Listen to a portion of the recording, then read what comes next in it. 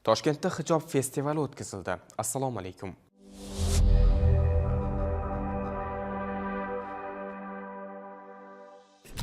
1-fevral Xalqaro hijob kuni munosabati bilan Toshkentdagi Navro'z bog'ida hijob festivali o'tkazildi. Toshkentliklar va poytaxtimiz mehmonlari ishtirokida o'tkazilgan festivalda milliy liboslarimiz, zamonaviy musulmoncha kiyimlar va kundalik hijoblar namoyish etildi. Ayniqsa, festivalda ishtirok etayotganlarni ta'lim, tibbiyot va xizmat ko'rsatish sohasida faoliyat yuritayotgan ayollar uchun mo'ljallangan liboslar ko'proq qiziqtirdi.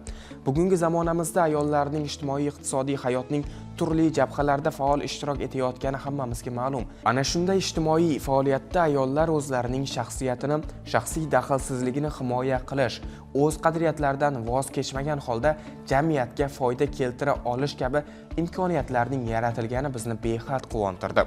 Biz ayollarga mana shunday erkin va adolatli mehnat sharoitini yaratib bergan hukumatimizga minnatdorchilik bildiramiz, dedi festival ishtirokchilaridan biri. O'zaro hurmat va ishonch, milliy hamjihatlik ruhida o'tkazilgan xalqaro hijob kunida mahalliy aholi vakillari va xorijiy turistlarga hijob o'rash usullari namoyish etildi. Tadbir qatnashchilari, ayniqsa birinchi marta hijob o'rab ko'rayotgan ayol qizlar o'zlarini yangi qiyofada ko'rib, hayajonlarini yashirmadilar. Tadbirni tashkil etishda faol ishtirok etgan O'zbekiston Xotin-qizlar qo'mitasi va Toshkent shahar hokimligi ushbu festivalning ijobiy ahamiyatini alohida urg'ulab, ko'p millatli va ko'p elatli xalqimiz orasida milliy hamjihatlik, o'zaro ishonch va muhabbatning ildiz otishiga xizmat qilishga ishonch bildirdi. Ushbu tadbir har yili keng ko'lamda o'tkazilishiga kelishib olindi. To'xtang, qo'rqib ketmang yoki quvonib ketmang. Bu xayoliy xabar edi. Birgina xabarning o'zi qanchadan-qancha odamlarni qo'rqitib yuborishi rost. Axir qanday qilib O'zbekiston poytaxti Toshkentning qoq markazida muslima ayollarning haq-huquqlariga bag'ishlangan xalqaro bayram nishonlanishi mumkin? Axir shunchaki diniy talablarni bajargani uchun, ya'ni hijob o'ragani uchun ta'qib qilinib kelgan qizil, sariq ro'yxatlarga olib kelingan bir vaqtda-ya. To'g'ri aytasiz. Musulmonlar uchun diniy motivdagi tadbirlar bir chetda tursin. Shunchaki jamoat joylarida o'z liboslarini namoyish qilish yoki madaniyat xodimi sifatida sahnalarda o'z dinining go'zal xulq-atvorini ko'z-ko'z qilish qattiq taqiqlanganini bilamiz. Biroq yaqindagina Anhor parkida hindlarning Holi diniy bayrami nishonlandi.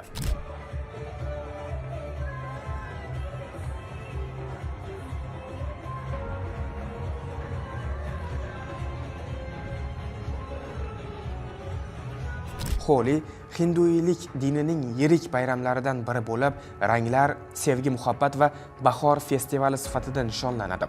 Ushbu bayram hinduiylik dinidagi Radha va Krishna ilohlarining abadiy va ilohiy sevgi va muhabbatini nishonlaydi. Bundan tashqari, bayram iloh Vishnuning yomonlik ustidan qozongan g'alabasini ham tantana qiladi. Holi bayrami dunyoning turli o'lkalarida maqsadli nishonlanib kelinadi. Xususan, MDH mamlakatlari orasida Rossiya, Belarus va Ukrainada ham nishonlangan. Biroq ushbu festival Rus Pravoslav cherkov vakillarining noroziligiga sabab bo'lgan. Masalan, Rus Pravoslav cherkov vakili rasmiy ravishda Holi ranglar festivali diniy maqsadlarni zimdan yashirib rejalashtirilgan hamda turli ranglarni sepuvchi diniy rasm-rusumlar pravoslav qadriyatlariga zid, gunoh va xudoga shirk keltirish degan fikrni bildirgan. Shuningdek, Rus Pravoslav cherkov vakili Georgiy Maksimov pravoslav diniga e'tiqod qiluvchi mahalliy aholini Holi diniy bayramini nishonlashdan ogohlantirgan. Shuning uchun ham 2017-yilda Chelyabinsk eparxiyasi butun Rossiya Holi bayramini nishonlashning huquqiy jihatlarini o'rganib chiqishni so'rab, prokuraturaga shikoyat qilgan. Shikoyatda bayram tashkilotchilari qasddan ochiqdan ochiq soxtakorlikka yo'l qo'yib, bayramning dunyoviy ko'ngilochar tadbir, yoshlar uchun zavqli o'yin kulgu sifatida ko'rsatishga urinayotgani vaholanki, bayramning o'zi rus xalqining ma'naviy tanazzulini ko'zlab, iblisona amallarning ilon kabi sekin-asta singdirilishini maqsad qilayotgani keltirilgan. Shuning uchun ham 2017-yilda festivalni Voronejda o'tkazish taqiqlangan. Yel universiteti falsafa doktori Ariel Sofia Bardi dunyo bo'ylab Holi bayramni keng nishonlashga bo'lgan urinish siyosiy maqsadlar bilan bog'langanini e'tirof etadi. Hindistonda bu bayram siyosiylashtirilgan bo'lib, ayniqsa muhim siyosiy g'alabalardan keyin uni nishonlash milliylik tusini olgan. Holi bayramining boshqa hududlarda ham nishonlanishini madaniy imperializm haqida xavotirlarni keltirib chiqaradi, deydi Janubiy Osiyo va Yaqin Sharq siyosati bo'yicha mutaxassis. Ariel Bardining xavotirlari o'rinli. Do'ppini chetga olib, yurtimizda bo'layotgan voqealarni tahlil qiladigan bo'lsak, hindlarning siyosiy va madaniy ekspansiyasi yaqqol ko'rina boshlaydi. Jumladan, poytaxtimizda har yili yoga festivali o'tkazilib kelinishidan xabaringiz bor. Shu o'rinda yoga haqida. Yoga jismoniy, aqliy va ruhiy amallar hamda rasm-rusumlar yig'indisi hisoblanadi. Qadimgi Hindistonda paydo bo'lgan o'ziga xos falsafiy qarashlarga ega. Uning maqsadi tana va aqlni nazorat qilish orqali hinduiylik va buddaviylik dinlariga xos shaklda najotga erishishdir. Bugun yoga dunyoviy ko'ngilochar meditatsiya hisoblanadi degan bahona bilan har yili Toshkentdagi jamoat joylarida ommaviy yoga mashg'ulotlari o'tkaziladi. Bunday tadbirlar Qoraqalpog'iston, Xorazm, Samarqand, Buxoro, Andijon, Qashqadaryo va boshqa hududlarda ham o'tkazilgan. Xususan 2022-yilda o'tkazilgan yoga festivalida O'zbekiston Respublikasi sport vaziri Adham Ikromov, Toshkent shahar hokimi Jahongir Ortiqxo'jayev ham faol ishtirok etgan. Jahongir Ortiqxo'jayev ayni vaqtda O'zbekiston yoga federatsiyasining raisi ham hisoblanadi. Biroq manbalarga ko'ra, yoga festivalining butun dunyo bo'ylab, xususan O'zbekistonda ham o'tkazilishini Hindiston hukumatining tashabbusi bilan bog'liq. O'zbekiston hukumati buni e'tirof etmoqda. Misol uchun 2021-yilda Yoshlar siyosati va sport vaziri Adham Ikromov hamda Hindistonning O'zbekistondagi elchisi janob Manish Prabhat o'rtasida bo'lib o'tgan uchrashuvda yoga sport turi bo'yicha ommaviy tadbirlarni tashkil etishga kelishib olingan. Keyingi yil poytaxtda O'zbekiston Yoga Federatsiyasi bosh ofisining ochilish marosimi bo'lib o'tdi. Tadbirda Adliya vazirligi, Tashqi ishlar vazirligi, Sog'liqni saqlash vazirligi, Jismoniy tarbiya va sport vazirligi, shuningdek Milliy olimpiya qo'mitasi, Hindistonning O'zbekistondagi elchixonasi va Toshkentdagi Hindiston madaniyat markazi vakillari ishtirok etdi. Yuqoridagi voqealar Ariel Sofia Bardi xavotir bildirganidek Hindistonning siyosiy maqsadlari va madaniy ekspansiyasi bilan bog'liq ekanligini yanada ishonchli qiladi. Ammo ekspansiya bu bilan yakunlangani yo'q. Hatto o'zbek televideniyasi va shou biznes ham ushbu vaziyat qurboniga aylandi. Misol uchun Milliy TVda Hind san'ati va madaniyati, xususan diniy ramzlarni keng targ'ib qiluvchi Hindi shou mavsumli ko'rsatuvi namoyish etildi. Sevimli telekanalda esa Bollywood Battle nomli 5 ta mavsumdan iborat ko'ngilochar ko'rsatuv tashkil qilindi. Bundan tashqari, boshqa televideniyalarda ham turli dasturlar va shoular orqali Hind madaniyati va san'ati keng targ'ib qilinmoqda. Unda milliy estradamiz vakillari, nomdor san'atkorlar va shou biznes vakillari jonbozlik ko'rsatib, xalqimiz orasida Hind madaniyatini keng yoyishga hissa qo'shib kelmoqda. Ushbu tadbirlarning har birida Hindiston elchixonasi vakillari yoki madaniy arboblari mamnuniyat bilan ishtirok etayotganini, o'zbek xalqining Hind liboslari, raqsi va an'analariga bo'lgan cheksiz muhabbatidan xursand ekanligini yashirib o'tirmayapti.